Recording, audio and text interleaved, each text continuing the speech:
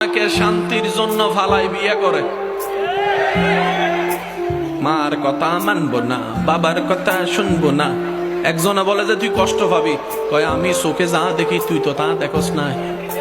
She is my জান।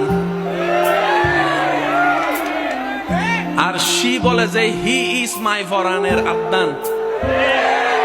তোমার জন্য মরতে পারি, যুদ্ধ করতে পারি, দরকার হলে মা বাবা ছাড়বো, দরকার হলে সমাজ ছাড়বো, দরকার হলে দেশ পর্যন্ত ছেড়ে দিব, তারপরও তোমারে আমার চাই। কারণ আমি অল্প জ্ঞানে বুঝেছি তুমি ছাড়া আমার শান্তি। 6 মাস যাইতে না যাইতে আদালতে মামলা।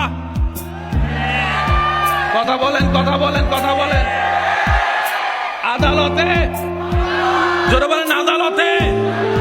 আসামির কাঠগড়ায় দুইজন দুই দিক থেকে তাকাইয়া একজন আরেকজনের দিকে আঙ্গুল তুলে বলে তুই আমার জীবন শেষ করছস, এ বলে তুই আমার জীবন শেষ করছস, এ বলে তুই আমার সময় শেষ করছস, ওই বলে তুই আমার সময় শেষ করছস। জজ মহোদয় বলে 6 মাস আগে তো একজন আরেকজনের জন্য হাতও কেটে ফেলছো, রক্ত প্রবাহিত করছো, আজকে কেন এই অবস্থা? রব বলে যে আমি যেখান থেকে রহমত ছড়াই ফেলি শান্তি তুমি পাবা না, যেখানে আমি রহমত দিব বাঙ্গা করো সংসারে শান্তি পাবা। ডান হাত তুলে দেখাই বলো ইমানদার ভাইয়েরা, ঠিক কিনা?